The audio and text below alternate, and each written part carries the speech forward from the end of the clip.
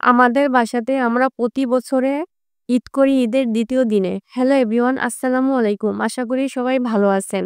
এবং ঈদের ১ম দিন আমরা সবসময়ের জন্য সিম্পল খাবার রান্না করার চেষ্টা করি। কারণ ঈদের ২য় দিনে আমাদের ফ্যামিলিটা অনেক বড় হওয়াতে আমরা একসাথে খাওয়া-দাওয়া করে থাকি। এবং আমাদের ফ্যামিলিটা হলো যৌথ ফ্যামিলি। সবসময়ের জন্য আমাদের আন্টিরা, মামারা, নানিরা, আমার বোনরা প্রতি বছরে আমরা ঈদে সবাই যখন ছুটি পায় আমরা সবসময়ের জন্য একত্রিত হই এবং আ আমাদের যে যেরকমের খাবার খায় সেরকমের খাবার রান্না করা হয়। তবে ঈদের দিন আমরা সবসময়ের জন্য সিম্পল খাবার খাওয়ার চেষ্টা করি। কারণ প্রতিদিন ভালো-মন্দ খাবার খাওয়া যায় না।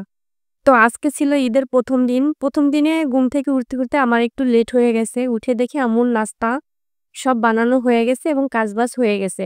তো আমি উঠে তাড়াতাড়ি কি করলাম, আমি উঠে গরু গোশটা রান্না করলাম এবং এখানে আমি ডালটা ধুয়ে নিলাম। আমি এতটুকুই কাজ করতেছিলাম কারণ এর আগে আম্মু বাদবাকি কাজগুলো সব সেরে নিছে। এই যে মাটির চুলাতেই রান্না হচ্ছে। তারপরে আম্মু তো নাস্তা বানাচ্ছিল সকালে, সেগুলা শেষ হয়ে যাওয়ার পরে আমি আবার বাসাতে সবার খাওয়ার জন্য এখানে সেমাই রান্না করে নিচ্ছি। স সকালে কিন্তু আম্মু নাস্তা বানাইছিল, সেটা কিন্তু অলরেডি শেষ হয়ে গেছে। এখন এটা আমাদের ফ্যামিলির জন্য, আমাদের বাসায় যারা আছে তারা সবাই খাওয়ার জন্য এটা বানানো হচ্ছে। সবসময়ের জন্য আমরা আমাদের বাসাতে যারা থাকি সিম্পল খাবার-দাবারই খাওয়ার মানে চেষ্টা করি। কারণ আমার আম্মু সবসময়ের জন্য সিম্পল খাবারই তার কাছে বেশি ভালো লাগে নাকি, মাছ-গোশ এগুলো নাকি তার কাছে ভালোই লাগে না। তো তারপরে এখানে এক চুলাতে গরু গোশ রান্না করা হচ্ছিল। গরু গোশটা কিন্তু প্রায় হয়ে গেছে এখানে।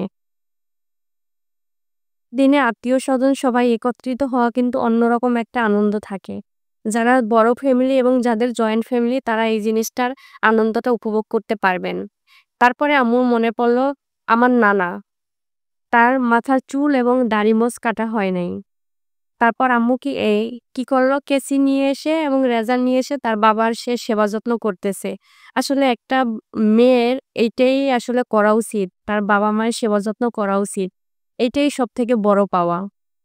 আমি মনে করি প্রত্যেকটা মেয়েরই তার বাবা-মায়ের এভাবে বৃদ্ধ বয়সে সেবা করা। সেটা ছেলে হোক আর মেয়ে হোক। তো ছেলেরা এখনকার দিনে তো বাবা-মায়ের সেবা যত্ন খুব কমই করে। সেটা আমার চোখে আমি দেখছি যেটা, সেটা বললাম। হয়তো আপনাদের ক্ষেত্রে ভিন্নও হতে পারে। তো যাই হোক, তারপরে এখানে রান্না করা হইছিল ডাল। ডালটা আম্মু রান্না করছিল, আমার রান্না করা হয় নাই। তারপরে বিকালবেলা একদমই কোনো কিছুই ইচ্ছা করছিল না। পরে বিকালবেলা আমার বোনরা বলতেছিল, "চলো একটু ড্রেসটা পরে সবাই একটু ফটোশুট করি।" তো এইখানে ওরা আসছিল আমাদের বাসাতে। তারপরে সবাই একটু ড্রেস পরে এখানে আমরা সবাই একটু ফটোশুট করলাম। এটাই ছিল ঈদের ১ম দিনের ভিডিও। আল্লাহ